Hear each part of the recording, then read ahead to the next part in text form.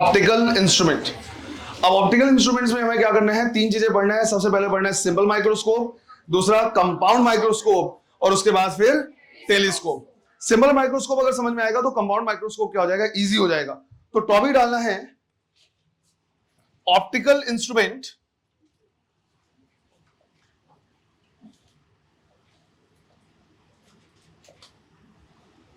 और सबसे पहले हमें क्या करना है, देखना है सिंपल माइक्रोस्कोप। देखो लास्ट क्लास में हम क्या कर रहे थे, ये देख रहे थे कि एक मैग्नीफायर लेंस को ही हम क्या कहते हैं, सिंपल माइक्रोस्कोप। जो एक मैग्नीफायर लेंस होता है उसी को हम बोलते हैं क्या, सिंपल माइक्रोस्कोप। और उसमें क्या करना है, हमें इनलार्ज इमेज बनाना है। अब इनलार्ज इमेज क्या होगा, दो बार बनेगा। एक बार अगर हमने ऑब्जेक्ट को रखा किसके बीच में, F और 2F के बीच में, और दूसरी बार अगर F के अंदर, तो फोकल लेंथ के अगर हमने क्या किया है, अंदर में ऑब्जेक्ट को रखा है, तो भी वहां पे क्या बनेगा, इनलार्ज इमेज बन सकता है। जब हम इसको क्या करते हैं, यूज करते हैं एज अ सिंपल माइक्रोस्कोप या मैग्नीफायर लेंस, तो हम इनलार्ज इमेज बनाते हैं कैसा, जब ऑब्जेक्ट को रखा जाता है क्या, फोकल लेंथ के अंदर। जब फोकल लेंथ के अंदर रखेंगे तो इमेज बनेगा कैसा, virtual, erect and enlarge.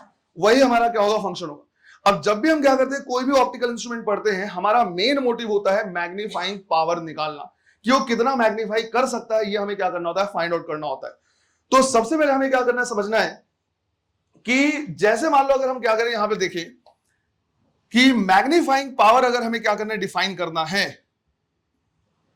Magnifying power, तो इसका जो सबसे बेसिक फॉर्मूला है, देखो एक होता है कोर फॉर्मूला, बेसिक फॉर्मूला, और फिर उसके बाद हम क्या करते हैं, उसको स्पेसिफिक तरीके से चेंज करते रहते हैं। इसका कई example through out the physics हमने क्या किया, पढ़ा है।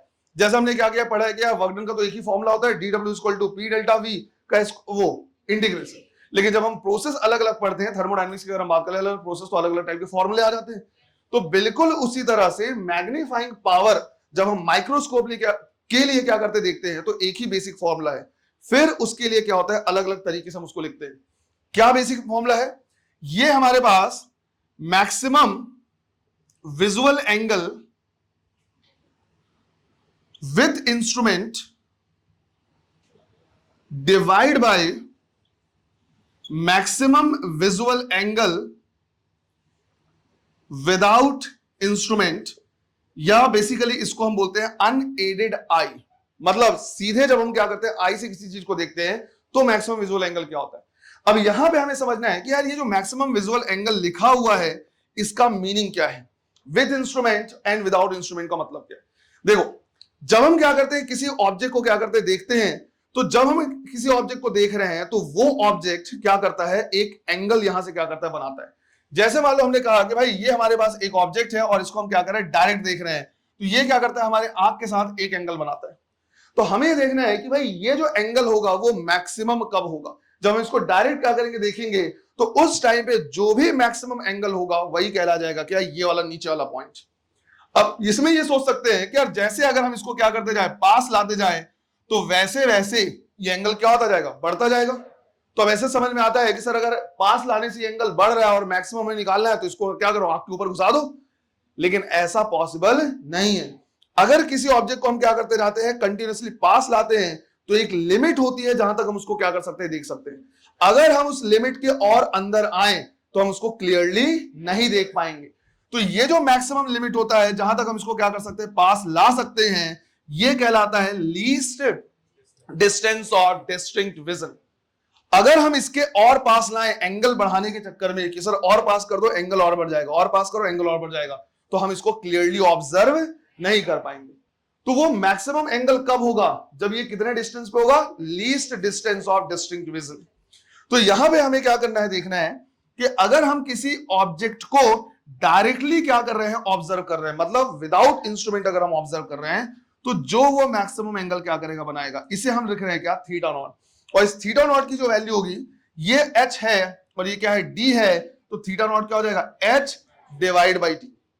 एक चीज और मैं यहां पे बता दे रहा कि मैग्नीफाइंग पावर में मैं साइन कन्वेंशन यहां पे यूज नहीं कर रहा। रीजन सिंपल सा है कि मैग्निफिकेशन तुमको बताना है 3 टाइम्स है, 4 टाइम्स है, 5 टाइम्स है, इतना है ना। तो यहां पे डायरेक्ट यूज करने की जरूरत नहीं पड़ेगी। अदरवाइज जब हम क्या करेंगे, बाकी जगह पे देखेंगे, तो d की जगह पे क्या लेना होगा, -d लेना होगा। ये सारी चीजें क्या करना है, ध्यान रखना है, जब अभी हम क्या करेंगे, लेंस फॉर्मूला यूज करेंगे। तो फिलहाल हमें क्या करना है, देखना है कि थीटा नॉट की वैल्यू हो सकती है कितनी, h डिवाइड बाई डी, जहां पे h क्या है, हाइट ऑफ ऑब्जेक्ट, और d क्या है, राइट, नियर पॉइंट बोल सकते हो या लीस्ट डिस्टेंस ऑफ डिस्टेंस, जो कि एक नॉर्मल आई के लिए कितना होता है, 25 सेंटीमीटर, है ना। इससे ज्यादा ये एंगल नहीं बना सकता, इससे ज्यादा एंगल बनाने के लिए इसको और पास लाना पड़ेगा, और डी के अंदर हम ले आए तो फिर हम उसे नहीं देख पाएंगे।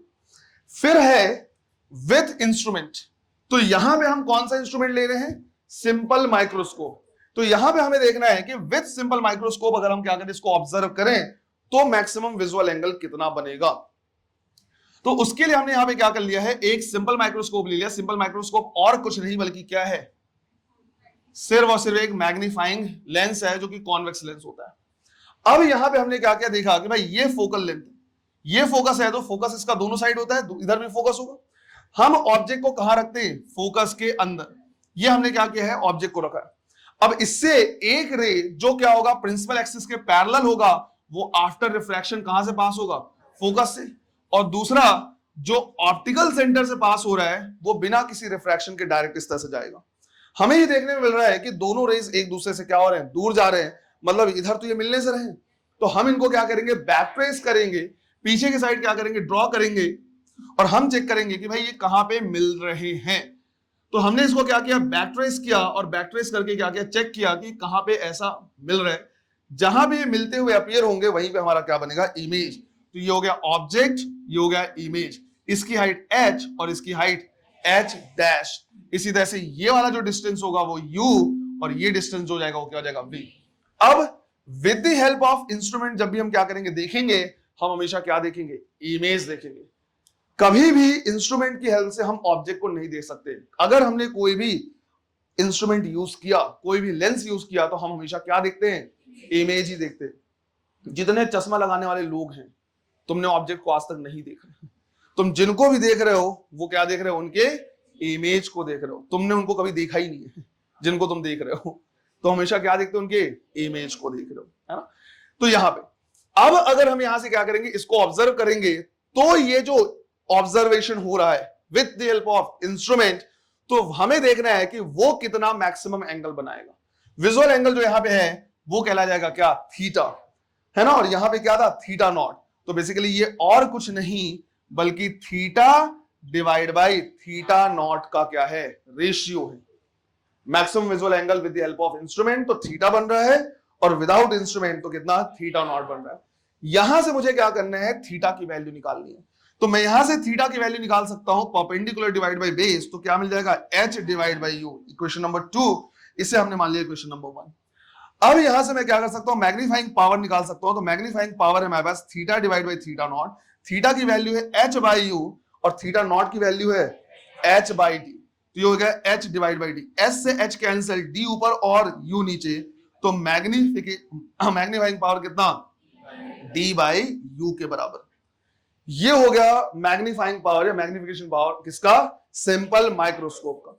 लेकिन इसमें भी हमारा क्या होगा, दो केस होगा। देखो, with the help of instrument हम किसको ऑब्जर्व कर रहे हैं, इमेज को ऑब्जर्व कर रहे हैं। जब हम इमेज को क्या करेंगे, ऑब्जर्व करेंगे, तो इमेज कहां से कहां तक बन सकता है। तो मिनिमम अगर बनना चाहिए तो कहां पे बनना चाहिए, डी पे बनना चाहिए, और मैक्सिमम बनना चाहिए कहां पे, इंफिनिटी पे। तो हमारा जो विजुअल रेंज होता है वो डी से लेके कहां तक का होता है, इंफिनिटी। और मैंने तुमको शायद पहले भी बताया है कि ऑप्टिक्स में इंफिनिटी का मतलब ये नहीं कि तुम लंदन देखने लग जाओगे यहां से कि सर मैक्सिमम इंफिनिटी तक देख पा रहे हैं। इंफिनिटी का मतलब, कहने का मतलब सीधा सीधा ये है कि जहां से अगर हम ऑब्जेक्ट को रखें तो रेज ऑलमोस्ट क्या हो जाए, पैरेलल हो जाए। तो यहां पे इंफिनिटी को ऐसा नहीं लेना है कि हाँ एक्चुअली तुम इंफिनिटी तक देख सकते हो, है ना। तो यहां पे जब हम क्या करेंगे, बात करेंगे, तो हम बोलेंगे जो हमारा इमेज है वो कहां से कहां तक बनना चाहिए, डी से लेके इंफिनिटी तक बनना चाहिए। तो इसके हिसाब से हमारे पास दो केसेस हो जाएंगे, राइट, दो केसेस होंगे। दोनों केस को हम क्या कर रहे हैं, देख रहे हैं। हमने यहां पे लिखा केस 1। केस 1 हम क्या कर रहे, ले रहे हैं, when final image is at near point, right. या तो ऐसे बोलेगा, या सिंपल बोलेगा कहां पे, एट डी पे बोलेगा, या बोलेगा विथ स्ट्रेन्ड आई। अगर उसने ये नहीं बताया कि फाइनल इमेज कहां पे बन रहा है, लेकिन उसने बोला कि जो आई में है वो स्ट्रेन हो रहा है, स्ट्रेन्ड आई के साथ हम देख रहे हैं। देखो, अगर किसी को बिल्कुल तुमने 25 सेंटीमीटर पर रख दिया, एक नॉर्मल आई की बात कर रहे हो, 25 सेंटीमीटर का, तो तुम उसको देख जरूर सकते हो, लेकिन आंखों में फिर धीरे धीरे क्या होने लगता है, दर्द होने लगता है, तो आंख जो होती है वो स्ट्रेन होने लगती है। तो हम उसे विजुलाइज कर सकते हैं, लेकिन आंखों में स्ट्रेन होने लगेगा, तो कभी कभी उसको क्या बोलता है, स्ट्रेन्ड आई। तो प्रॉब्लम यहां भी है कि तुमको न्यूमेरिकल सॉल्व करना आ जाएगा, लेकिन कभी कभी टर्म ऐसी यूज कर देगा कि उसका मीनिंग तुमको नहीं पता चलेगा। तो सारे टर्म पता होने चाहिए कि भाई नियर पॉइंट पे बना है, लीस्ट डिस्टेंस और डिस्टिंक्ट विजन पे है, स्ट्रेन्ड आई बोल दिया है, बोलेगा स्ट्रेन्ड आई के लिए मैग्नीफाइंग पावर निकालो, तो वो तुमको पता होना चाहिए कि कहां बन रहा है, 25 सेंटीमीटर बन रहा है। तो यहां पे हम क्या करेंगे, लिखेंगे कि देखो कि जो फाइनल इमेज हमें क्या करना है, बनाना है, वो कहां पे बनाना है, डी पे बनाना है। तो जब साइन कन्वेंशन हम क्या करेंगे, यूज करेंगे, तो क्या लिखेंगे, -d, है ना। अगर हम क्या करेंगे, देखेंगे तो ये हो गया इंसिडेंट रे, ऑप्टिकल सेंटर से मेजर करने जाएंगे तो चाहे यहां जाए चाहे इमेज के लिए जाएंगे तो अपोजिट डायरेक्शन में। इसी तरह से u भी क्या होगा, नेगेटिव ही होगा। अब यहां पे अगर हम क्या करें, देखिए तो 1/, फोकल लेंथ इक्वल टू क्या लिखते हैं, 1/v माइनस 1/u। तो हम लिखेंगे 1/f इज इक्वल टू, इसकी जगह पे लिखेंगे -d और यहां पे -u।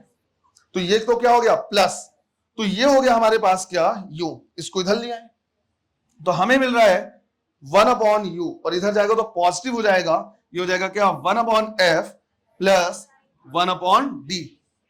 मुझे d बाई u की वैल्यू निकालनी है, तो मैंने क्या किया, इस पूरे इक्वेशन को d से मल्टीप्लाई कर दिया।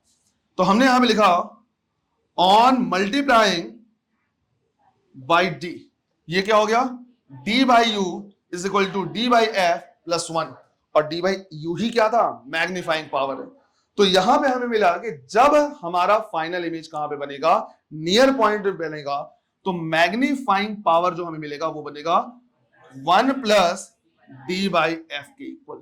ये हमें क्या करना है, याद रखना है, जहां पे d की वैल्यू नॉर्मल आई के लिए कितना है, 25 सेंटीमीटर है, f क्या है, focal length of lens, right, या focal length of simple microscope बोल सकते हो। तो मैग्नीफाइंग पावर होता है 1 प्लस d बाई एफ। इसी तरह से हमारे पास एक सेकंड केस होगा कि कहां पे बने फाइनल इमेज, इन्फिनिटी पे, वो भी हमको क्या करना है, देखना है ना। पहले इसको नोट कर लो, फिर सेकंड पॉइंट बता रहा। सेकंड केस क्या होगा हमारे पास, कि फाइनल इमेज कहां पे बने, इन्फिनिटी पे बने। तो इधर पे हम ले रहे हैं क्या, case 2, when final image is at infinity, या टर्म यूज करेगा क्या, फार पॉइंट, या टर्म यूज करेगा रिलैक्स्ड आई। ये सारे टर्म क्या करने, ध्यान रखने हैं। हो सकता है वो क्या करें, पूछे कि रिलैक्स्ड आई के लिए क्या करो, मैग्नीफाइंग पावर निकालो। तो हमको पता होना चाहिए कि फाइनल इमेज कहां पे बन रहा है, इन्फिनिटी पे बन रहा है। तो यहां पे हम सीधा क्या कर सकते हैं, बता सकते हैं कि देखो ऐसा है कि अगर फाइनल इमेज इन्फिनिटी पे बन रहा है, इसका मतलब है ऑब्जेक्ट को हमने कहां पे रखा होगा, फोकस पे, कि अगर ऑब्जेक्ट को हम फोकस पे रख दे तो ये कहां बनेगा, इन्फिनिटी पे बनेगा। तो सीधा सीधा यहां से हमें समझ में आ रहा है कि u की जगह पे क्या आ रहा है, f आ रहा है। अब मैग्नीफाइंग पावर हमारे पास क्या आ रहा था, d बाई u, और u की जगह पे f रख देंगे तो यहां पे आ जाएगा क्या, d बाई f। तो दो फॉर्मूले हमारे पास आते हैं किसके लिए, सिंपल माइक्रोस्कोप के लिए, right. Magnifying power 1 plus d by f जब नियर पॉइंट पे बने, और जब फार पॉइंट पे बनेगा तो d बाई f। बिल्कुल सिंपल सा फॉर्मूला है, क्लियर। चलो लिख लो इसको भी। अब जो सिंपल माइक्रोस्कोप होता है उसका जो मैग्नीफाइंग पावर होता है उतना नहीं है, सिर्फ कहां से कहां तक वेरी कर रहा है, d बाई एफ से लेके 1 प्लस d बाई एफ तक। फिर सेकंड हम क्या करते हैं, यूज करते हैं कंपाउंड माइक्रोस्कोप। तो सेकंड हमारे पास है कंपाउंड माइक्रोस्कोप।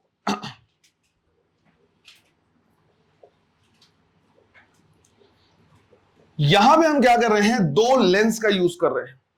एक लेंस जो क्या होता है, ऑब्जेक्ट के पास होता है, which is known as objective lens, और दूसरा लेंस जिससे हम क्या करते हैं, ऑब्जर्व करते हैं, हम ऑब्जर्व करते हैं, जो हमारे आंख के पास होता है, that is known as I piece.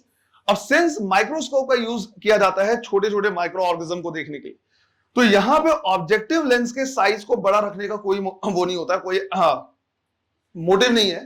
तो हम क्या करते हैं, ऑब्जेक्टिव का साइज छोटा रखते हैं, साइज छोटा रख रहे हैं, फोकल लेंथ की बात नहीं कर रहे हैं। तो एपर्चर का साइज क्या होता है, ऑब्जेक्टिव का छोटा होता है, और आई पीस के लिए क्या करते हैं, बड़ा रखते हैं। तो यहां पे अगर हम क्या करें, देखिए इस तरह से, तो दो हमने क्या किया, लेंस लिया है, एक ऑब्जेक्टिव लेंस ले लिया है, और इसी में हम क्या करते हैं, एक लेंस यूज करते हैं आई पीस। तो ये हमने लिया है, ये हो गया क्या, ऑब्जेक्टिव लेंस, और ये हमारे पास क्या है, आईपीस। ऑब्जेक्टिव और आईपीस के बीच का जो डिस्टेंस होता है that is known as tube length. जिस ट्यूब में हम इसको क्या करेंगे, अरेंज करेंगे, तो दोनों लेंस के बीच का जो डिस्टेंस होगा वो क्या होगा, ट्यूब लेंथ होगा।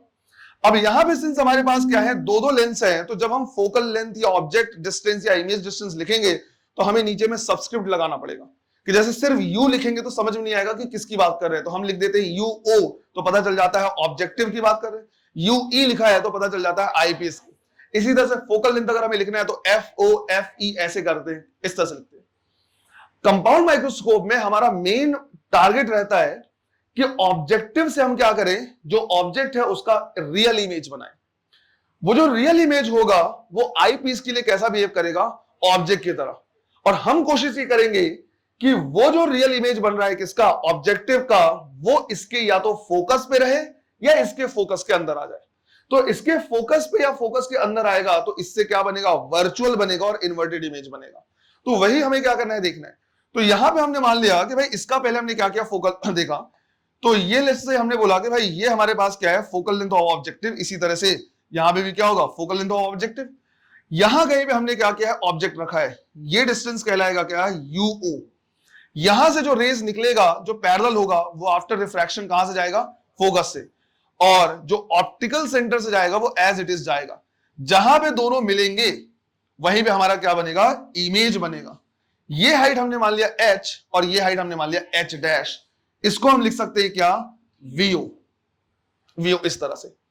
अब कोशिश ये रहती है कि ये जो इमेज बना है इसके या तो फोकस पे आ जाए या इसके फोकस लेंथ के अंदर आ जाए। तो जैसे मान लो हमने बोला कि भाई यहां कहीं पे हमारा क्या है, आईपीस का फोकल लेंथ है, एक इधर पे और दूसरा इधर पे। अब ये जो है वो इसके लिए कैसा बिहेव करेगा, ऑब्जेक्ट की तरह। तो यहां से एक रे निकलेगा जो पैरेलल होगा, वो आफ्टर रिफ्रैक्शन कहां से पास होगा, आईपीस, सॉरी आईपीस के फोकस से, और दूसरा जो ऑप्टिकल सेंटर से है वो एज इट इज जाएगा। लेकिन सिंस ये जो ऑब्जेक्ट है वो इसके फोकस के अंदर है, तो यहां पे ये जो है ये दोनों मिलने वाले नहीं है। इनको अगर हमें मिलाना है तो हमें क्या करना होगा, बैक ट्रेस। जब हम इन रेस को क्या करेंगे, बैक ट्रेस करेंगे, तो ये रेस जहां पे मिलते हुए लगेंगे वहीं पे हमारा क्या बनेगा, फाइनल इमेज। इसको हमने बोल दिया एच डबल डैश। यहां पे हमें यह भी ध्यान रखना है कि ये तो हो गया वी नॉट, इसको हम क्या लिख सकते हैं, यू ई, और ये हो जाएगा हमारा क्या, वीई। क्लियर है। अगर मैं ट्यूब लेंथ लिखना चाहूं तो ट्यूब लेंथ हमारे पास हो जाएगा कितना है, वीओ प्लस यूई लिखा जा सकता है। तो इसको हम लिखेंगे क्या, वीओ प्लस यूई का मॉड, क्योंकि मैंने बोला कि ट्यूब लेंथ मेजर करना है तो वहां पे साइन कन्वेंशन वगैरह यूज करने की जरूरत नहीं है। अब हम यहां से क्या करेंगे, फाइनल इमेज को ऑब्जर्व करेंगे। तो फाइनल इमेज जो क्या करेगा, इंस्ट्रूमेंट के साथ एंगल बनाएगा, यही एंगल कहलाएगा क्या, थीटा। थीटा नॉट तो क्या था, विदाउट इंस्ट्रूमेंट, तो चाहे वो सिंपल के लिए हो चाहे कंपाउंड के लिए, वो तो एच वही रहेगा, डी ही रहेगा। लेकिन यहां पे अगर हम क्या करें, थीटा की वैल्यू लें, तो थीटा की वैल्यू क्या लिख सकते हैं, h dash, sorry h dash divide by u e, तो परपेंडिकुलर डिवाइड बाय बेस। जबकि थीटा नॉट हमारा सेम है, थीटा नॉट क्या था, एच डिवाइड बाय डी। तो यहां से जब हम क्या करेंगे, मैग्नीफाइंग पावर निकालेंगे, which is theta divide by theta naught. तो थीटा की जगह पे लिखेंगे h dash divide by u e, और थीटा नॉट की जगह पे लिखेंगे एच डिवाइड बाय डी। सही से रीअरेंज करें तो ये मैग्नीफाइंग पावर हमारे पास आ जाएगा कैसा, h dash divide by h, और डी ऊपर जाएगा यूई नीचे, तो d divide by u e. Further ये एच डैश ऑब्जेक्टिव का क्या है, इमेज, और जो एच है वो ऑब्जेक्टिव का ऑब्जेक्ट। तो एच डैश बाई एच को याद करो, वी बाई यू भी तो लिखा जा सकता है। तो यहां पे हम चाहे तो इसी मैग्नीफाइंग पावर को इसकी जगह पर हम लिख सकते हैं v o divide by u o, और ब्रैकेट में डी डिवाइड बाई यूई। ये आ जाता है मैग्नीफाइंग पावर किसके लिए, कंपाउंड माइक्रोस्कोप के लिए। ये जनरल फॉर्मूला है। अगर मैं चाहूं तो इसको मैं लिख सकता हूं मैग्निफिकेशन ऑफ ऑब्जेक्टिव, और ये हो गया मैग्निफिकेशन ऑफ आईपीस। तो मैग्नीफाइंग पावर को हम लिख सकते हैं MO इंटू ME। ऐसे भी हमें पता है कि जब हम क्या करते हैं, more than one lens use करते हैं तो उनके मैग्निफिकेशन क्या होते हैं, मल्टीप्लाई हो जाते हैं। इसमें एक चीज क्या करना है, ध्यान देना है, जब हमने सिंपल माइक्रोस्कोप क्या कहता पढ़ा था, तो उसमें जो फाइनल इमेज बन रहा था वो वर्चुअल बन रहा था, और उसके लिए मैग्नीफाइंग पावर आया था क्या, D/U। मेन तो डी बाई यू आया था। यहां पे जब तुम आई पीस को क्या करोगे देखोगे तो इसका फाइनल इमेज भी कैसा बन रहा है, वर्चुअल, और आई पीस के लिए क्या है, डी बाई यू ही। तो हम ये कहते हैं, या याद रखने का हमारे पास तरीका होता है कि कंपाउंड माइक्रोस्कोप का जो आई पीस है वो बिल्कुल वैसे ही बिहेव करता है जैसे सिंपल माइक्रोस्कोप करता था। वहां पे डी बाई यू था, यहां भी डी बाई यू है, बस यू के साथ हमने ई लगा दिया ताकि हमें पता चले कि हम किससे ले रहे हैं। समझ में आया ये? तो ये मान के चलना है कि इसमें जो आई पीस है वो सिंपल माइक्रोस्कोप की तरह बिहेव करेगा। अब यहां भी दो केस होंगे। पहला केस कि फाइनल इमेज इंफिनिटी पे बने और दूसरा नियर पॉइंट पे बने। तो दोनों ही केस हम यहां पे क्या कर रहे हैं देख रहे हैं। Case 1, when final image is at infinity, या क्या बोलेंगे साथ साथ, फार पॉइंट, या रिलैक्स्ड आई, या एक और टर्म यूज करेंगे नॉर्मल एडजस्टमेंट। अगर तुमसे यह बोल दिया कि हमने कंपाउंड माइक्रोस्कोप को क्या नॉर्मली एडजस्ट किया है या नॉर्मल एडजस्टमेंट में है, तो ये समझना है कि हमारा फाइनल इमेज कहां पे बन रहा है, इंफिनिटी पे बन रहा है। फाइनल इमेज अगर इंफिनिटी पे बनेगा मतलब हम कहेंगे कि अगर वीई कहां पे, इंफिनिटी पे है, मतलब यूई क्या होना चाहिए, focal length of eyepiece. अगर ये आई पीस पे पहुंचा मतलब फोकल लेंथ पे पहुंचा तो ये कहां बनेगा, इंफिनिटी पे बनेगा। तो ये तो सॉल्व करने की जरूरत नहीं पड़ेगी, हम सीधा ऐसे लिख सकते हैं। अगर हम ऐसा लिखेंगे तो मैग्नीफाइंग पावर यहां से क्या हो जाएगा हमारे पास, v naught divide by u naught और ब्रैकेट में d divide by f e. ये बिल्कुल वैसा ही दिख रहा है। इसको अगर एक्स्ट्रा मान लो तो ये वाला पार्ट बिल्कुल क्या है, वही है जो सिंपल माइक्रोस्कोप था। एक और चीज ध्यान रखना है, यहां पे हम चाहें अगर तो साइन कन्वेंशन अगर हम यूज करना चाहें, है ना, अगर चेक करो तुम, तो जब साइन कन्वेंशन यूज करोगे तो v जो होगा वो क्या होगा, पॉजिटिव, और u क्या होगा, नेगेटिव, राइट। d क्या होगा, नेगेटिव, d नेगेटिव है, और ue भी क्या होगा, नेगेटिव। तो ये नेगेटिव और नेगेटिव तो क्या हो गया, पॉजिटिव, लेकिन इसका नेगेटिव यहां पे रहेगा। तो जब तुम किसी बुक में या कहीं और डेरिवेशन तुम देखोगे तो वहां पे यहां पे माइनस साइन भी लगा होगा, और फिर वो लिखा रहेगा कि जो माइनस साइन है वो ये इंडिकेट करता है कि जो हमारा फाइनल इमेज है वो कैसा है, इन्वर्टेड है। तो माइनस साइन क्या करता है, ये बताता है कि भाई हमारा ऑब्जेक्ट क्या था, इरेक्ट था, फाइनल इमेज क्या है, इन्वर्टेड है, वो बताता है। बट माइक्रोस्कोप में जब हम माइक्रो ऑर्गेनिज्म को क्या करते हैं, देखते हैं, तो अगर वो इन्वर्ट भी हो जाए तो हमें उससे कोई फर्क नहीं पड़ता है। तो जानबूझ के ताकि एक्स्ट्रा कंफ्यूजन ना हो, मैंने यहाँ पे माइनस साइन यूज नहीं किया है, क्योंकि जब मैग्नीफाइंग पावर तुमसे पूछेगा तो माइनस में तुमको आंसर वैसे भी नहीं देना है।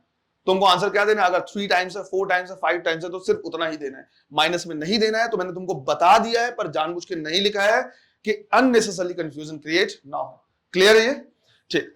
अब यहां पे एक और चीज क्या करना देना है कि अगर हम यहां पे क्या करें, ट्यूब लेंथ की बात करें, तो जो ट्यूब लेंथ हो जाएगा वो हो जाएगा क्या, वी नो, और यूई की जगह पे क्या लिख सकते हैं, एफ ई। तो ये हो जाएगा क्या, एफ ई के बराबर, ये हो जाएगा ट्यूब लेंथ। अब एनसीईआरटी में यहां पे क्या है, एक एजम्पशन लिया हुआ है, तो मेन फॉर्मूला हमारा यही है। और अगर बहुत ज्यादा कंफ्यूजन हो तो सिंपल ध्यान रखना है कि 2 लेंस है तो मैग्निफिकेशन क्या हो जाएंगे, मल्टीप्लाई हो जाएंगे, m naught m o into m e. M या मैग्निफिकेशन का हमें पता है v डिवाइड बाई यू, तो v naught divide by u naught लिखेंगे। और रही बात आई पीस की, तो आई पीस बिल्कुल वैसा ही बिहेव करेगा जैसे सिंपल माइक्रोस्कोप बिहेव करता है। अगर तुम ऐसे सोचोगे तो ज्यादा क्या हो जाएगा, इजी हो जाएगा। सिंपल माइक्रोस्कोप तुमको बस क्या करना पड़ेगा, याद रखना पड़ेगा, उसका मैग्निफिकेशन याद रखना है, और ऑब्जेक्टिव क्या करना, मल्टीप्लाई करना है। और मैग्निफिकेशन भी तुमने सीखा है v बाई ओ, यहां पे v o divide by u o लिखना पड़ेगा, दैट्स इट। क्लियर है ये? ठीक। देखो जो हमारा केस 1 है उसमें हम क्या कर रहे हैं, ये लेके चल रहे हैं कि फाइनल इमेज कहां पे बन रहा है, इंफिनिटी पे बन रहा है।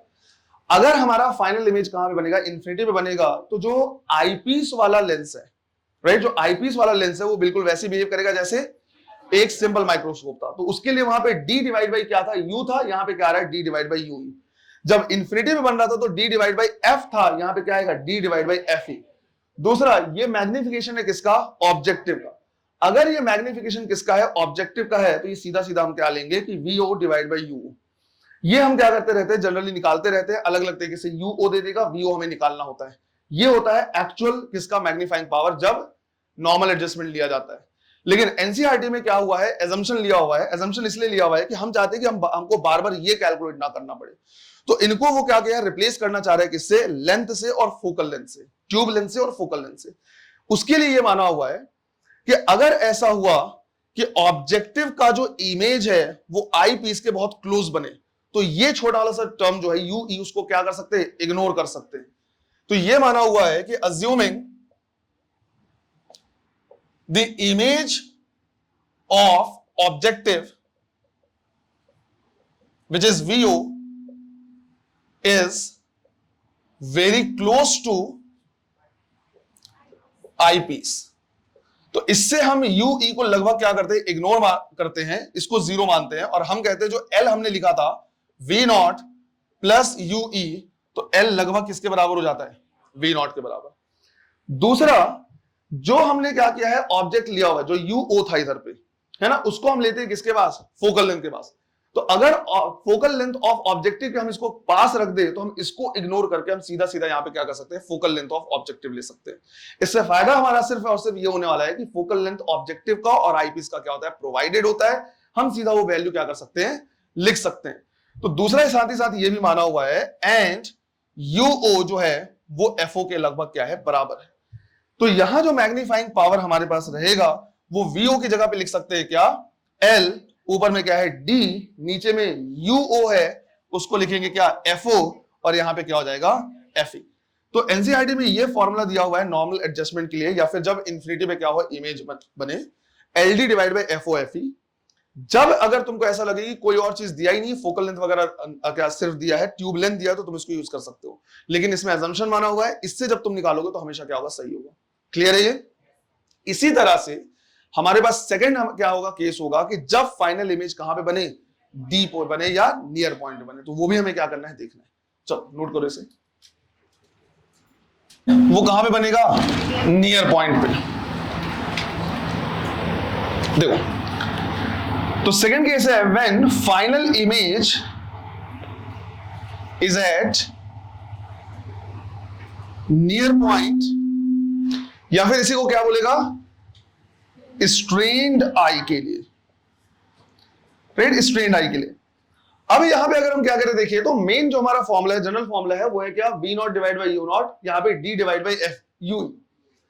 अगर ये बोला हुआ है कि जो फाइनल इमेज है, कहने का मतलब है जो VE है वो कहां पे बना है, इंफिनिटी पे, सॉरी D में बना है, नियर पॉइंट पे, माइनस D लिखेंगे साइन कन्वेंशन के साथ, है ना, और इसी तरह से UE को भी हम क्या लेंगे, नेगेटिव, तो हमें लेना है क्या, डी बाई यू की वैल्यू। तो हमारे पास फॉर्मूला है 1/VE minus 1/UE is equal to 1/FE। VE की जगह पे पुट करेंगे माइनस डी, तो हो जाएगा माइनस डी, इसको हम लिखेंगे क्या, माइनस, तो ये हो जाएगा 1/FE।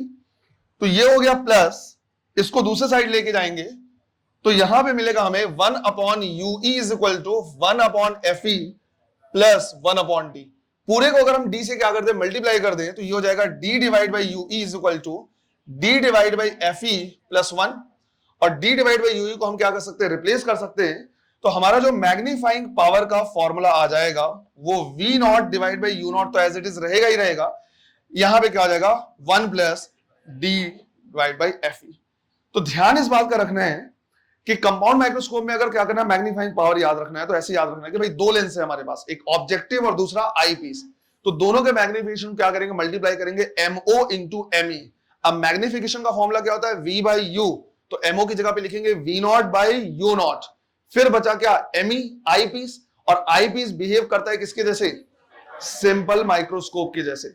तो उसमें दो एडजस्टमेंट होते हैं, अगर इंफिनिटी पे बना है तो d डिवाइड बाई एफ था, तो यहां पे d डिवाइड बाई एफ ही होगा। दूसरा, अगर नियर पॉइंट पे बना है और वहां पे क्या था, 1 plus d divide by f था, तो यहां पे 1 plus d divide by f ही होगा। ऐसे करके तुम क्या कर सकते हो, याद रख सकते हो, सिंपल माइक्रोस्कोप और आई पीस को सिमिलर मानते हुए। क्लियर है ये? चलो इसको भी लिखिए। तीसरा ऑप्टिकल इंस्ट्रूमेंट है हमारे पास, टेलीस्कोप। अब टेलीस्कोप के मैग्नीफाइंग पावर को थोड़ा सा क्या करते हैं, अलग तरीके से डिफाइन करते हैं। जैसे यहां पे हमने क्या किया था, theta divide by theta not लिखा था, और जो थीटा नॉट था वो क्या था, h डिवाइड बाई डी, जहां पे h क्या है, हाइट ऑफ ऑब्जेक्ट।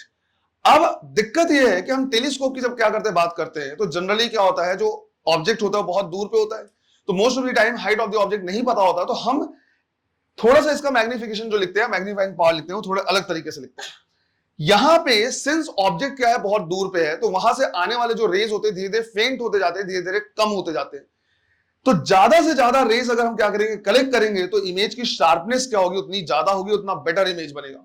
तो यहां पे जो ऑब्जेक्टिव का साइज रखा जाता है वो बहुत बड़ा रखा जाता है। जितना बड़ा साइज होगा, एपर्चर का साइज जितना ज्यादा होगा, उतने ज्यादा रेज क्या करेगा, वो कलेक्ट करेगा। तो ऑब्जेक्टिव का साइज हमने क्या किया है, यहां पे बड़ा रखा है। और जो आई पीस का साइज होता है वो इसके कंपेटिवली क्या होता है, छोटा होता है। राइट, साइज की हम बात कर रहे हैं। यहां पे जब हम क्या करते हैं, इसको डिफाइन करते हैं कि मैग्नीफाइंग पावर हमें क्या करना है, देखना है, और कैसे देखना है। तो हम ये देखते हैं कि भाई अगर इन्फिनिटी से रेज आ रहे हैं तो ऐसे भी आ सकते हैं, है ना, किसी एंगल में भी आ सकता है। तो मान लो जैसे हमने ये बोला कि भाई बहुत बड़ा ऑब्जेक्ट या कोई दूसरा ऑब्जेक्ट इस तरह से रखा है और उससे जो आने वाला रेज है, तो हम ये देखते हैं कि वो जो रेज है, आने वाला जो रेज है, वो ऑब्जेक्टिव के साथ कितना एंगल बनाता है। सिंस वो इन्फिनिटी पे है, जो भी रेज आएंगे वो क्या आएंगे, एक दूसरे से पैरेलल आएंगे। ऐसा रे जो क्या होगा, ऑप्टिकल सेंटर से पास होगा तो एज इट इज चला जाएगा, और बाकी सब क्या होंगे, रिफ्रैक्ट होंगे, और ये मिलेंगे कहां पे, फोकस पे। तो फोकस पे क्या होगा, इसका इमेज बनेगा। ध्यान रखना है, ये फोकस नहीं होगा, क्योंकि ये वाला जो रे है वो प्रिंसिपल एक्सिस के पैरेलल नहीं है। तो ये पास कहीं से भी होगा, लेकिन हाँ मिलेंगे कहां पे, फोकस पे। इस एंगल को हमने कंसीडर कर लिया कितना, अल्फा। ये एंगल हमने मान लिया अल्फा। ये जो इमेज बनेगा, ये बनेगा क्या, एच डैश हमने बोल दिया, और ये कहलाएगा क्या, फोकल लेंथ ऑफ ऑब्जेक्टिव। अब हम यहां पे क्या करते हैं, आई पीस को इस तरह से सेट करते हैं कि जो आई पीस को इस तरह से सेट किया जाता है कि ये जो इमेज बना है, ये या तो इसके फोकस पे रहे या फोकस के अंदर आ जाए। तो जैसे मान लो हमने क्या किया, इस तरह से देखा कि भाई यहां पे मान लिया कि यहां कहीं पे हमारा क्या है, एफ ई है, तो एक एफ ई इधर है, दूसरा इस साइड भी होगा। अब इससे जो रेज होगा, इससे जो पैरेलल रेज होगा, देखो कितना गंदा दिख रहा है वो तो होना ही है, ऐसा हो ही नहीं सकता कि इसका डायग्राम एक बार में बन जाए सही से, है ना। अब यहां से जो पैरेलल रेज होगा वो आफ्टर रिफ्रैक्शन क्या होगा, आई पीस के फोकस से जाएगा, तो आई पीस के क्या होगा, फोकस से जाएगा, और जो ऑप्टिकल सेंटर से जाने वाला है वो डायरेक्ट चला जाएगा। अगेन अगर ये ऑब्जेक्ट किसके लिए ऑब्जेक्ट है, आई पीस के लिए, आई पीस के फोकस के अंदर है, तो इधर तो ये मिलने से रहे, तो वापस से हम इनको क्या करेंगे, बैक ट्रेस करेंगे, और बैक ट्रेस करने से जहां पे मिलेंगे वहीं पे हमारा क्या बनेगा, फाइनल इमेज बनेगा। और हम ऑब्जर्व करेंगे किसे, फाइनल इमेज को। तो जो फाइनल इमेज इनके साथ क्या करेगा, एंगल बनाएगा, ये कहलाएगा क्या, बीटा। तो यहां पे जब हम क्या करते हैं, मैग्नीफाइंग पावर डिफाइन करते हैं, तो मैग्नीफाइंग पावर डिफाइन करते हैं क्या, बीटा और अल्फा के रेशियो से, बीटा और अल्फा के रेशियो से। अब यहां पे अगर हम क्या करें, अल्फा की वैल्यू निकालें, तो सिंस ये एंगल अल्फा है, ये एंगल भी क्या होगा, अल्फा होगा, और इसको हम लिख सकते हैं क्या, परपेंडिकुलर डिवाइड बाय बेस। तो परपेंडिकुलर में दिख रहा है क्या, एच डैश, और बेस में दिख रहा है क्या, एफ ओ। ये हो गया क्वेश्चन नंबर 2। इसी तरह से अगर बीटा निकाले, तो बीटा को हम क्या कर सकते हैं, लिख सकते हैं, ये एफ ओ है, तो ये वाला पार्ट कहलाएगा क्या, यू ई, आई पीस के लिए ऑब्जेक्टिव डिस्टेंस है, तो बीटा इज इक्वल टू लिखा जा सकता है H dash divide by u ई। यहां से मैग्नीफाइंग पावर जब हम बीटा और अल्फा का रेशियो क्या करेंगे, लेंगे, तो ऊपर में हो जाएगा h dash divide by u e, और नीचे में h dash divide by f o. H dash से एच डैश क्या हो जाएगा, कैंसिल, और ये हमें मिलेगा क्या, f o divide by u e. ये हो गया हमारे पास मैग्नीफाइंग पावर किसका, टेलीस्कोप का। ये जनरल फॉर्मूला है। इसमें भी जो फाइनल इमेज होगा वो दो पोजीशन में बन सकता है, इंफिनिटी पे और नियर पॉइंट पे। तो दो केसेस हम यहां पे भी क्या कर रहे हैं, देख रहे हैं। Case 1, when final image is at infinity, right. बाकी सारे टर्म हम यहां पे भी क्या कर सकते हैं, यूज कर सकते हैं कि यही क्या है, फार पॉइंट है, यही क्या है, रिलैक्स्ड आई के साथ देख रहे हैं, ये सारा टर्म हम यहां पे भी यूज कर सकते हैं। अब यहां पे हम बोलेंगे कि देखो ऐसा है कि अगर फाइनल इमेज के अंदर वीई कहां पे, इंफिनिटी पे है, तो यूई कहां होगा, एफई पे होगा। तो सीधा सीधा यूई की जगह पे क्या पुट कर देंगे, एफई, और मैग्नीफाइंग पावर आ जाएगा FO divide by FE, FO divide by FE. जिस तरह से हम वहां पे ट्यूब लेंथ ले रहे थे, यहां पे भी हमारे पास क्या होगा, ट्यूब लेंथ होगा। और अगर जनरल फॉर्म में हम ट्यूब लेंथ लिखे तो क्या लिखेंगे, एफओ प्लस यूई। तो ट्यूब लेंथ का मेन फॉर्मूला क्या है, एफओ प्लस यूई। अब सिंस इसमें यूई एफई के बराबर है, तो ट्यूब लेंथ का फॉर्मूला क्या हो जाएगा, एफओ प्लस एफ ई के इक्वल। ये फॉर्मूला तुम्हारे लिए क्या है, जरूरी है, यहां से क्वेश्चन आने का चांस रहता है। बट सेकेंड केस हमारे पास क्या होगा, case 2 when final image is at near point. तो अगर फाइनल इमेज कहां पे रहा, नियर पॉइंट पे रहा, तो फिर मुझे 1/ue की वैल्यू क्या करनी होगी, निकालनी होगी, क्योंकि ये तो जनरल फॉर्मूला आ गया है। तो हम यहां पे लिखेंगे कि फाइनल इमेज मतलब वी जो है वो माइनस डी पे, यूई को भी हम क्या लेंगे, नेगेटिव, और फॉर्मूला हमारे पास 1/ve minus 1/ue is equal to 1/fe। इसकी जगह पे हम पुट करेंगे क्या, माइनस डी, और ये हो जाएगा क्या, minus u e is equal to 1/fe। तो सीधा 1/ue का फॉर्मूला हमें मिल जाएगा, ये उधर जाएगा, तो 1/fe प्लस 1/t ये मिला। जब ये मिल गया तो मैग्नीफाइंग पावर हम लिखेंगे FO इंटू 1/UE है, इसको लिख सकते हैं FO इंटू 1/UE, और 1/UE की जगह पे 1/fe प्लस 1/t। राइट, कई बार ऐसा होता है कि हम यहां से FE को क्या करते हैं, कॉमन निकाल लेते हैं। तो अगर हम यहां से FE को कॉमन निकालेंगे तो ये हो जाएगा FO डिवाइड बाई FE, यहां पे बचेगा 1, और ये हो जाएगा FE डिवाइड बाई टी, क्योंकि यहाँ पे FE से मल्टीप्लाई और FE से डिवाइड करना पड़ेगा, तभी हम कॉमन निकाल पाएंगे। तो ये मैग्नीफाइंग पावर हो जाएगा कब, जब फाइनल इमेज कहां पे बने, डी पे बने। इसको भूलने के चांसेस थोड़े ज्यादा रहते हैं, क्योंकि इसको याद करने का तरीका ऐसा नहीं है, जैसे कंपाउंड माइक्रोस्कोप में तो तुमने क्या कर लिया, MO इंटू ME कर लिया, और ME को क्या कर लिया, मान लिया क्या, सिंपल माइक्रोस्कोप, है ना। तो यहां पे थोड़ा सा क्या करना है, केयरफुल रहना इसको याद करते समय। लेकिन ये वो फॉर्मूला है जो तुमको क्या करना है, ध्यान रखना है। अगर पूछा तो मोस्ट प्रोबेबली इससे क्या करेगा, पूछेगा। क्लियर है ये, चलो इनको नोट करो, फिर इस पे क्या करेंगे, क्वेश्चंस भी करेंगे, लिखो। अच्छा एक चीज और, जो थीटा या बीटा या अल्फा या थीटा नॉट, ये सर इनके लिए टर्म यूज करता है कभी कभी एंगुलर मैग्निफिकेशन। तो ध्यान रखना है कि अगर उसने एंगुलर मैग्निफिकेशन बोला है, थीटा कहीं पे लिखा हुआ है जो हमने अभी देखा है, उनके लिए टर्म यूज करेगा क्या, एंगुलर मैग्निफिकेशन। मतलब अभी बोलेगा तो उसको क्या करना है, उसी से निकालना है, वही निकालना है ना। तो लिख लेना है, थीटा वगैरह को एंगुलर मैग्निफिकेशन भी कहते हैं। बाकी इसको नोट करो। कुछ पहले तो क्या करेगा, बिल्कुल सिंपल टाइप के क्वेश्चन पूछेगा। तो क्वेश्चन लिखना है, what will happen to magnifying power, what will happen to magnifying power of a compound microscope and a telescope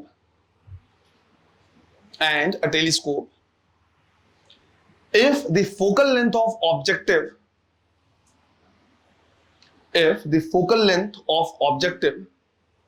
is increased. Focal length of objective is increased. तो बाकी सारे factor को क्या करना है, कांस्टेंट रखना है, और अगर सिर्फ और सिर्फ ऑब्जेक्टिव की फोकल लेंथ को हम क्या करें, बढ़ा दें, तो दोनों के मैग्नीफाइंग पावर में क्या डिफरेंस आएगा। तो जब भी इस तरह का क्वेश्चन क्या करेगा, पूछेगा, कंपाउंड माइक्रोस्कोप के लिए हम फॉर्मूला कौन सा यूज करेंगे, magnifying power is equal to LD divide by FO FE। यही वो है जिसमें बाकी सारे टर्म को हम क्या कर सकते हैं, कांस्टेंट रख सकते हैं। अब यहां से बोला है कि अगर फोकल लेंथ ऑफ ऑब्जेक्टिव क्या करेंगे, बढ़ाएंगे, तो इसका मैग्नीफाइंग पावर क्या होगा, कम होगा। इसी तरह से अगर टेलीस्कोप की बात करें, तो टेलीस्कोप में मैग्नीफाइंग पावर हम क्या लिखते हैं, FO डिवाइड बाई FE। और अगर यहां पे हम क्या करेंगे, फोकल लेंथ बढ़ाएंगे, तो मैग्नीफाइंग पावर इसका भी क्या होगा, बढ़ेगा। सिंपल सा है। नेक्स्ट क्वेश्चन लिखना है, नोट कर लेना इसको, पहले क्वेश्चन लिख लो।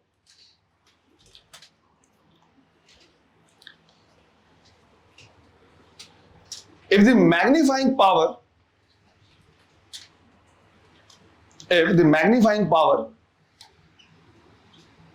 of a telescope is 5x, है ना। कहीं कहीं पे 5x लिखा रहेगा, या कहीं पे सिर्फ 5 लिखा रहेगा, इसका मतलब है 5 टाइम्स, है ना, 5x, and length of the tube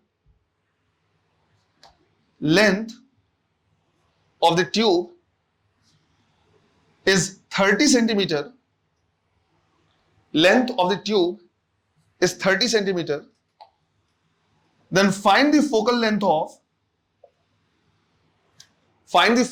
of objective and eyepiece. Find the focal length of objective and eyepiece.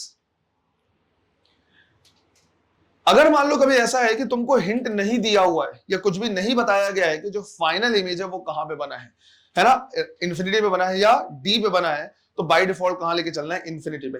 Relaxed आई वाला ही एडजस्टमेंट क्या कहलाता है, नॉर्मल एडजस्टमेंट कहलाता है। तो कभी ऐसा लगे कि कुछ नहीं बोला गया है तो फाइनल इमेज कहां पे लेके चलना है, इन्फिनिटी पे। सिंपल क्वेश्चन है, ये भी बताओ जरा। गिवन है कि FO divide by FA which is magnifying power कितना दिया है, 5 टाइम्स, तो इसका मतलब है FO जो है वो 5 टाइम्स होगा FE के। फिर गिवन है tube length which is FO plus FE कितना, 30 सेंटीमीटर, तो इसके जगह पे लिखेंगे 5 FE plus FE is equal to 30 centimetre, तो FE की जगह पे कितना आ जाएगा, राइट, 5 सेंटीमीटर। और FO जो हो जाएगा वो इसका भी 5 टाइम्स हो जाएगा, तो कितना आएगा, 25 centimetre. Simple.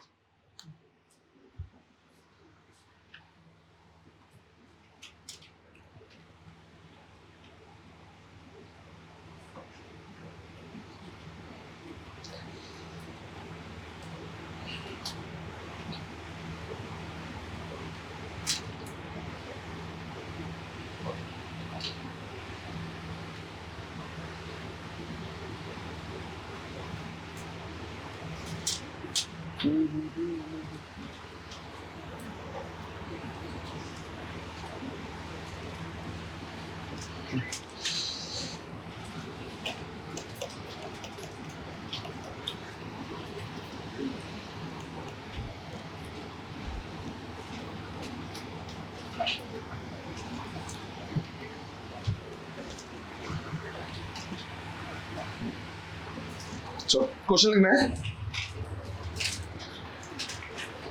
a compound microscope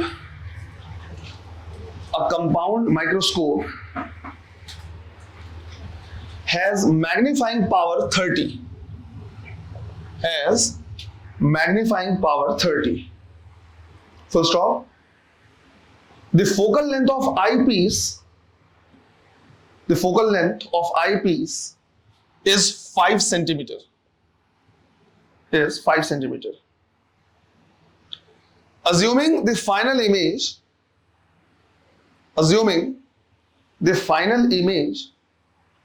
to be at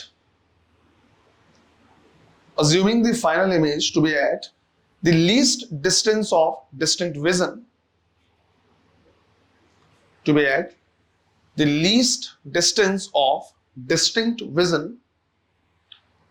calculate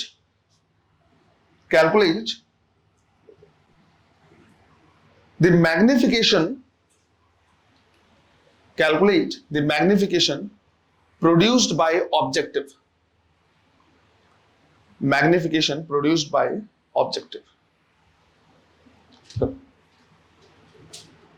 magnifying power given है कितना, 30, ऑब्जेक्टिव के लिए निकालना है।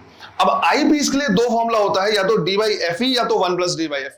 लेकिन यहां पे जो फाइनल इमेज है कहां पे है, नियर पॉइंट पे है, तो यहां पे क्या लिखेंगे, 1 प्लस डी बाई एफ। तो जगह m o 1 plus 25 centimetre divide by f की वैल्यू कितनी गिवन है, 5 सेंटीमीटर, तो 5 प्लस 1 6, तो एमओ आ जाएगा 30/6 which is 5 times.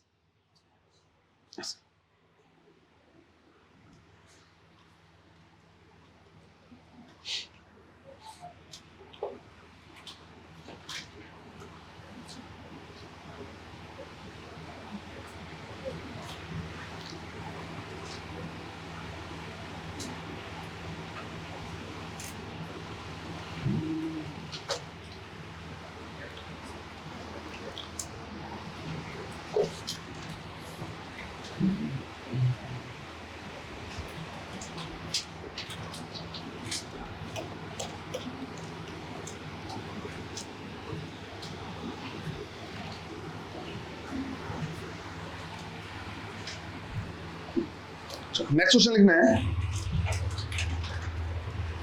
a compound microscope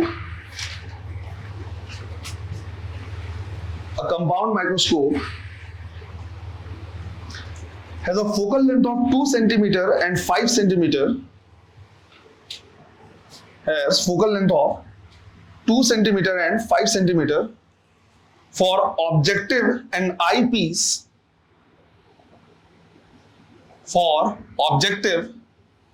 and eyepiece respectively.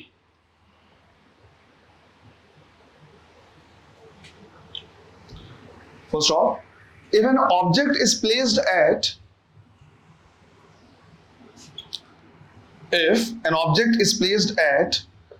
a distance of 2.4 centimeter,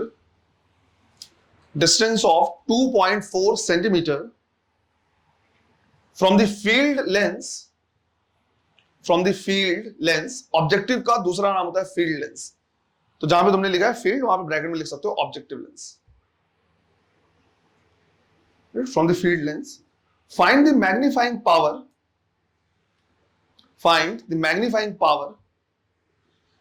and length of the instrument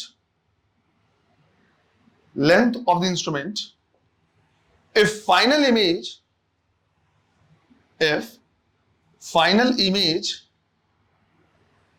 पहला question is at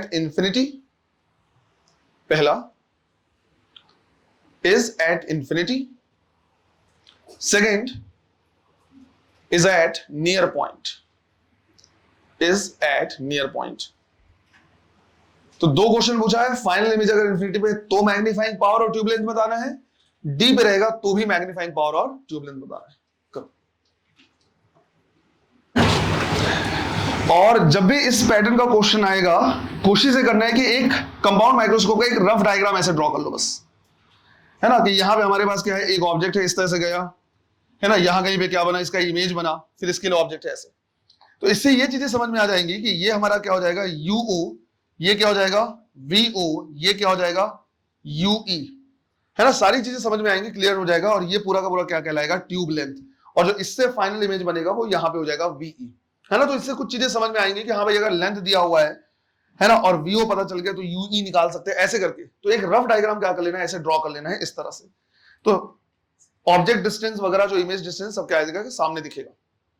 अब देखो magnifying power अगर हम देखें तो पहला बोला है कहां पे बन रहा है, इन्फिनिटी पे। तो इन्फिनिटी पे मैग्नीफाइंग पावर जब हम लिखेंगे तो क्या लिखेंगे, v naught divide by u naught bracket में d divide by f e, ये हो जाएगा। एफ ई गिवन है, डी पता है, वी और यू नहीं पता। तो सबसे पहले हम क्या कर रहे हैं, वही निकाल रहे हैं। अगर हम क्या करें, सॉल्व करें किसके लिए, ऑब्जेक्टिव के लिए, तो हम लिखेंगे 1/v0 minus 1/u0 is equal to 1/f0। तो v0 की वैल्यू हमें निकालनी है, u0 गिवन है 2.4, मतलब यहां पे तो लेंगे तो -2.4 लेंगे। तो यहां पे लिखेंगे -2.4 is equal to focal length given है कितना, 2 सेंटीमीटर। तो 1/v0 आ जाएगा 1/2, ये तो यहां प्लस हो गया, दूसरी साइड जाएगा तो वापस से -2.4 हो जाएगा, राइट। इसको तुम चाहो तो क्या कर सकते हो, 10 डिवाइड बाई 24 लिख सकते हो। तो ये हो गया 24, ये हो गया 12 माइनस 10, तो 2 डिवाइड बाई 24। तो v0 की वैल्यू आई कितनी, 12 सेंटीमीटर। ये आ गया 12 सेंटीमीटर। अगर ये 12 सेंटीमीटर आ गया तो हम क्या कर सकते हैं, मैग्नीफाइंग पावर निकाल सकते हैं। ये लिखेंगे कितना, 12 सेंटीमीटर डिवाइड बाई यूओ कितना है 2.4, डी की वैल्यू 25 और ये कितना है 5। तो यहां से हो जाएगा 5 और ये भी 5, तो कितना हो जाएगा 25 टाइम्स लिख सकते हैं हम चाहे तो मैग्नीफाइंग पावर ही आया। साथ ही साथ क्या बोला है, ट्यूब लेंथ। तो ट्यूब लेंथ हो जाएगा वीओ प्लस यूई, है ना, वीओ प्लस यूई। कहां पे बेटा,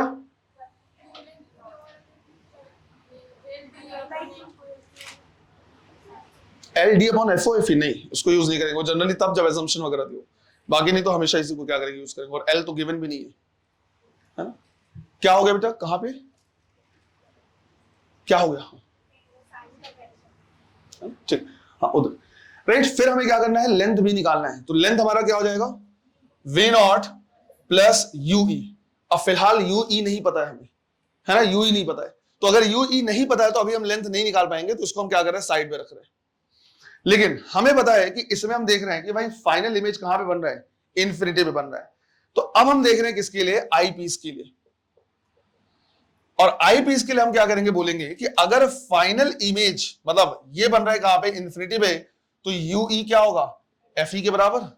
अब हमें पता चल गया ये, तो हम लिखेंगे tube length is equal to v naught या वी ओ की वैल्यू ये गिवन है 12 सेंटीमीटर प्लस यूई कितना हो जाएगा, एफ ई के बराबर विच इज 5 सेंटीमीटर। तो ये आएगा कितना, 17 सेंटीमीटर। तो ट्यूब लेंथ आ जाएगा 17 सेंटीमीटर। यह है हमारा किसका, पहले का। दूसरे के लिए अगर हम क्या करें, सॉल्व करें, तो अब जो मैग्नीफाइंग पावर हो जाएगा, अब जो मैग्नीफाइंग पावर होगा वो कितना हो जाएगा, V naught divide by U not, और यहां पे क्या लिखेंगे 1 plus D divide by FE। ये तो सेम वही रहेगा, है ना, V नॉट और U नॉट सेम रहेगा। तो V नॉट की वैल्यू कितनी है, 12 centimetre divide by 2.4, 1 plus 25 by 5। तो ये 5 हो गया और ये 6 हो गया, टोटल कितना हो जाएगा 30 टाइम्स। तो ये हो जाएगा क्या, 30 टाइम्स। अब हमें क्या करना है, ट्यूब लेंथ बताना है। अब जब फाइनल इमेज इन्फिनिटी कहां बन रहा है, नियर पॉइंट पे बन रहा है, तो UEFE के बराबर नहीं होगा। अब हम क्या करेंगे, चेक करेंगे वापस से क्या, आई पीस, और हम अब लिखेंगे 1/VE minus 1/UE is equal to 1/FE। Final कहां पे बन रहा है, 25 सेंटीमीटर पे, तो इसको लिखा हमने -25 सेंटीमीटर। इसको हमें क्या करना है, निकालना है, और FE की वैल्यू गिवन है कितनी, 5 सेंटीमीटर। ये हो गया 5 सेंटीमीटर।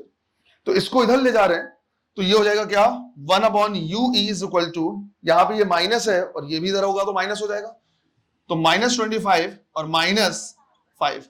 तो इसको मैं लिख सकता हूं 5 डिवाइड बाई 25।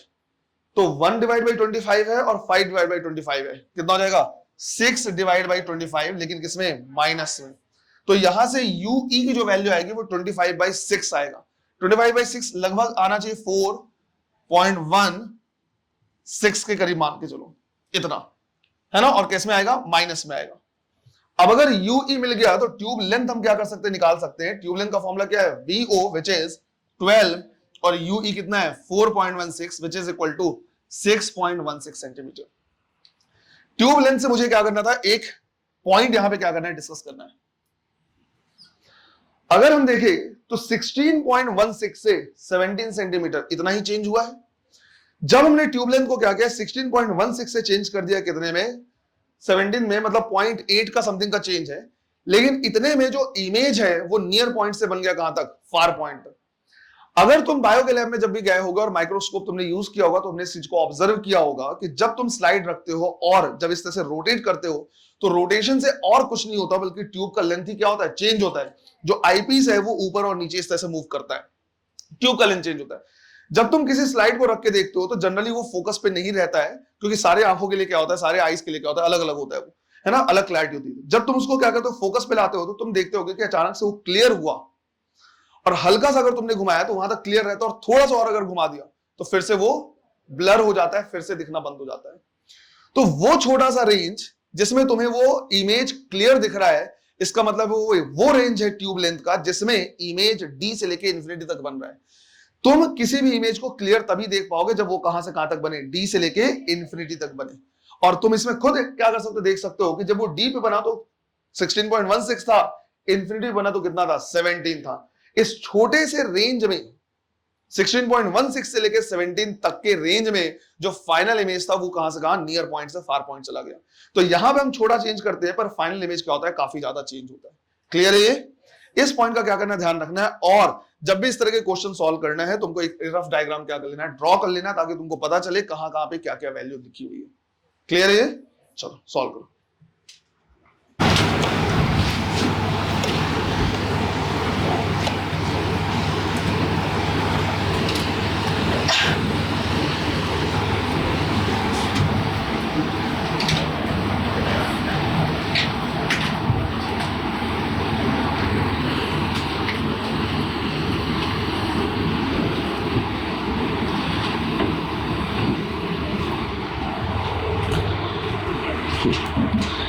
देखो, एक पॉइंट हमें क्या करना है और डिस्कस करना है, और ये भी जो है वो क्या है, ऑप्टिकल इंस्ट्रूमेंट का क्वेश्चन है, लेकिन क्या है, आई से रिलेटेड है।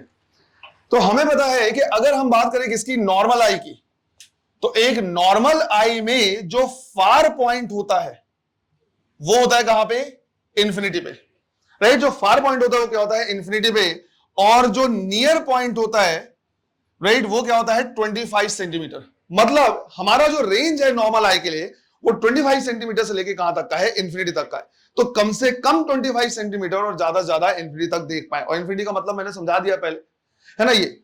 लेकिन जब यहां पे क्या होता है, दो देखा जाता है, एक है मायोपिया और दूसरा हमारे पास क्या है, हाइपरमेट्रोपिया। राइट। दो है, मायोपिया एंड हाइपरमेट्रोपिया। मायोपिया को ही क्या बोला जाता है, राइट, शॉर्ट साइटेडनेस, जिसमें दूर की चीजें नहीं दिखती। सही बोल रहा हूं गलत बोल रहा हूं, तुम बायो वाले तुमने पढ़ा हुआ है। और जो हाइपरमेट्रोपिया है उसको लॉन्ग साइटेडनेस, जिसमें पास की चीज नहीं दिखती। अब होता यह है कि नॉर्मली अगर किसी को मायोपिया है तो उसको ज्यादा से ज्यादा नॉर्मल आई को कहां तक देख लेना चाहिए, इंफिनिटी तक। लेकिन उनका जो फार पॉइंट है वो इंफिनिटी से क्या होता है, घट जाता है। बिल्कुल उसी तरह से हाइपरमेट्रोपिया के लिए जो नियर पॉइंट है वो कितना है, राइट, 25 सेंटीमीटर। लेकिन उनका जो नियर पॉइंट है वो क्या होता है, बढ़ जाता है, वो उस रेंज से नीचे नहीं देख पाते।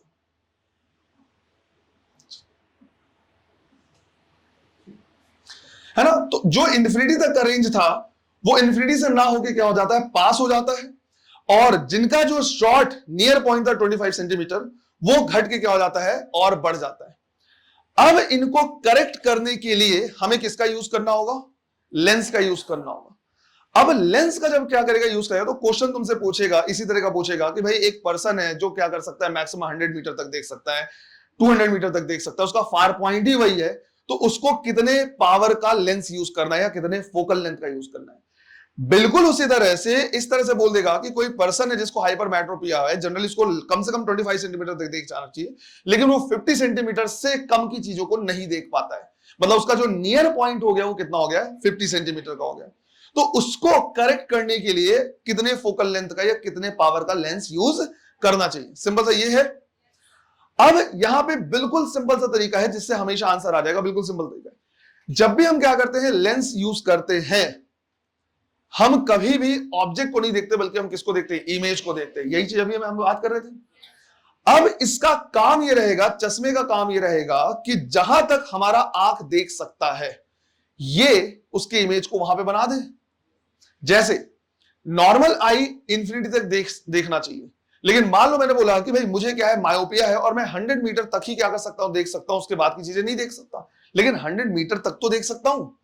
तो जब मैं क्या करूंगा, चश्मा लगाऊंगा, तो चश्मे का सिर्फ काम इतना रहेगा कि वो इन्फिनिटी वाले ऑब्जेक्ट का इमेज बना दे, कहां पे, 100 मीटर पे। और मेरा आई कैपेबल है उसको ऑब्जर्व करने के लिए, तो मैं उस इमेज को एज एन ऑब्जेक्ट क्या करूंगा, मानूंगा, और उसको देख सकता हूं। तो काम क्या रहेगा लेंस का, कि जो भी इंफिनिटी पे है, नॉर्मल आई के लिए फार पॉइंट होना चाहिए, उसका इमेज कहां पे बना दे, उस पर्सन के फार पॉइंट पे बना दे। फिर उस पर्सन का जो आंख है उसको क्या कर लेगा, ऑब्जर्व कर लेगा। बिल्कुल इसी तरह से अगर मान लो ऐसा हुआ कि भाई नॉर्मली 25 सेंटीमीटर कम से कम देख पाना चाहिए, पर वो यहां की चीजें नहीं देख पा रहा है, उसका फार पॉइंट एक्चुअली कितना है, 50 सेंटीमीटर, उसको ऐसे करके देखना पड़ रहा है, तो 50 सेंटीमीटर तक तो देख सकता है। तो अब हमें ऐसा लेंस यूज करेंगे जो 25 सेंटीमीटर के ऑब्जेक्ट का इमेज कहां पे बना दे, एटलीस्ट 50 में, और उसका आई कैपेबल है 50 सेंटीमीटर तक देखने में, तो वो 50 सेंटीमीटर को क्या कर लेगा, ऑब्जर्व कर लेगा। मैं यही चीज बोल रहा था कि जब वो चश्मा लगाते हैं वो कभी भी ऑब्जेक्ट को नहीं देखते, वो हमेशा क्या करते हैं, इमेज को। तो ये जो चश्मा है ऑब्जेक्ट का जो इमेज बनाता है उसको हम किसकी तरह मानते हैं, ऑब्जेक्ट की तरह। हमारा आंख ऑब्जेक्ट की तरह ट्रीट करता है और हम उसको ऑब्जर्व कर रहे होते हैं। क्लियर है। तो तरीका बिल्कुल सिंपल है। इसी तरह से क्या करेगा, वो तुमसे क्वेश्चन पूछेगा कि ये क्या है, इसका फार पॉइंट इतना हो गया, इसका नियर पॉइंट इतना हो गया, उसको करेक्ट करने के लिए मिनिमम कितना फोकल लेंथ या पावर हमें यूज करना पड़ेगा। तो सिंपल सा ध्यान रखना है, अगर फार पॉइंट घट गया है तो क्या करना है, जो भी उसका उस पर्सन का फार पॉइंट है वहां पे क्या करना है, इमेज बना देना है। अगर नियर पॉइंट बढ़ गया है तो जो बढ़ा हुआ है वहां पे क्या करना है, इमेज बनाना है। क्लियर है ये। तो सिंपल सा मायोपिया के टाइम पे, है ना, मायोपिया के टाइम पे हम क्या करेंगे, ऑब्जेक्ट डिस्टेंस लेंगे क्या, इंफिनिटी। भाई इंफिनिटी की चीजें दिखनी चाहिए, और इमेज डिस्टेंस क्या लेंगे, far point of the person. वो जो पर्सन जिसको मायोपिया है उसके फार पॉइंट बना देना है। इसी तरह से अगर हाइपरमेट्रोपिया है, राइट, तो ऑब्जेक्ट डिस्टेंस क्या लेना है, 25 सेंटीमीटर, और इमेज क्या बना देना है, near point of the person, उस पर्सन के नियर पॉइंट पे, और वहां से वो क्या कर सकता है, देख सकता है। क्लियर है ये। इसी के बेसिस हमको क्या करना है, क्वेश्चन करना है, और इस तरह के क्वेश्चन आने के भी चांसेस पूरे पूरे रहते हैं, है ना। इतना स्पेस छोड़ लेना ताकि तुम लिख लो, और क्वेश्चन क्या करो, लिखना है।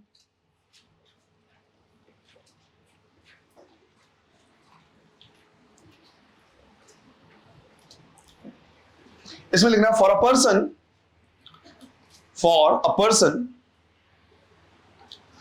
far point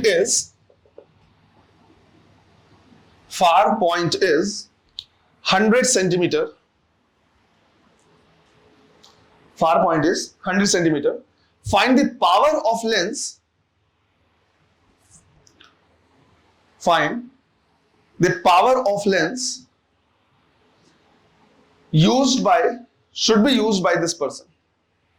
Find the power of lens should be used by this person.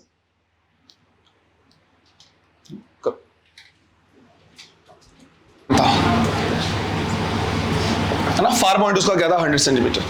अब करना क्या है, simple 1/v minus 1/u is equal to क्या लिखेंगे 1/f।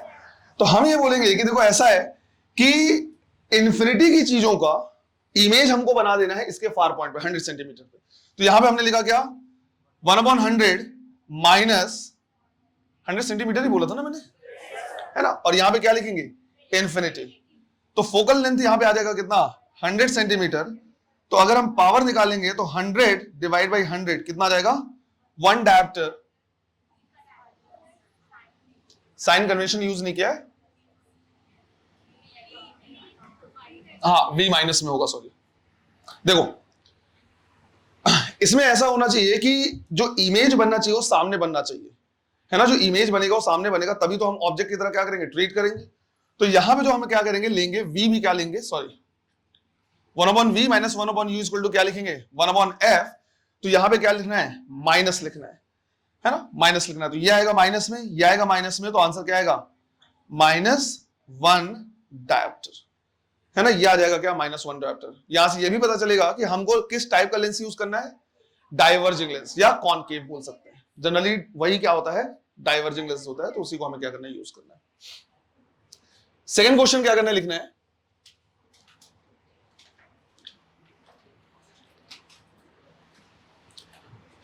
for a person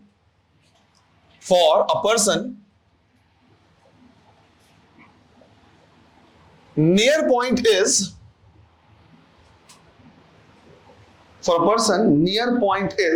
50 centimeter. Find the power of lens that should be used by the person.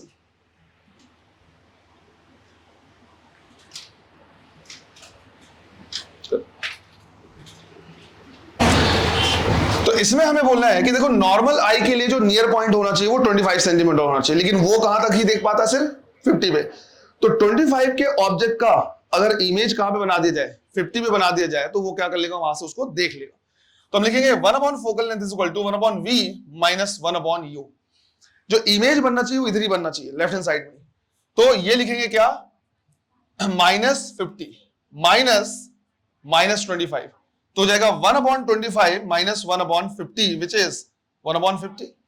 तो focal length आ जाएगा कितना 50 centimetre. तो पावर निकालेंगे तो क्या लिखेंगे 100 divide by 50 which is 2 dioptre, और ये क्या हो जाएगा प्लस में। इस तरह की ही जनरली क्या करेगा क्वेश्चन पूछेगा, सिंपल सा तरीका है, वहां से तुम क्या कर सकते हो निकाल सकते हो। तुम चाहो तो इसका उल्टा भी कर सकते हो। उल्टा कहने का मतलब है अगर तुमको किसी के लेंस का या चश्मे का पावर पता है तो तुम इससे ये पता कर सकते हो कि कितने डिस्टेंस तक मैक्सिमम क्या कर सकता है देख सकता है ना। तो तुम चाहो तो क्या कर सकते हो, पता कर सकते हो कि तेरे चश्मे का पावर क्या है या किस टाइप का, और तुम ये पता कर सकते हो कि मैक्सिमम वहां कहां तक देख सकता है, उसके आगे नहीं देख सकता। हाँ मेरा क्या है ना, और तुम उसको चिढ़ा सकते हो। जैसे फॉर एग्जांपल अगर मान लो उसका है 100 सेंटीमीटर, तो तुम 101 पे खड़े हो जाओ और उसके सामने नाचो ये ज्यादा फनी होता अगर मुझे खुद चश्मा नहीं लगा होता तो चलो क्लियर है ये। पी वाई की जरूर सॉल्व कर लेना है इस पे। और ये पूरा का पूरा है क्या रे ऑप्टिक्स, जो कितने कब से पढ़ रहे हैं हम इसको 1-2 साल हो गए राइट, है ना 15 से, है ना। तो काफी टाइम हो चुका है, काफी दिन से पढ़ रहे हैं। अगला जो तुम्हारा टेस्ट होगा वो सिर्फ रे ऑप्टिक्स का होगा। रीजन सिंपल है, काफी बड़ा टॉपिक है ना। तो इसके साथ अगर कोई और टॉपिक मिक्स कर दिया जाएगा तो तुम पढ़ नहीं पाओगे। तो नेक्स्ट जो टेस्ट होगा वो पूरा का पूरा क्या होगा रे ऑप्टिक्स का होगा। और मंडे से हम शुरू करेंगे क्या वेव ऑप्टिक्स, जो कि हमारा काइंड ऑफ लास्ट टॉपिक बचा हुआ है कुछ लोगों को छोड़ के, है ना। चलो थैंक यू।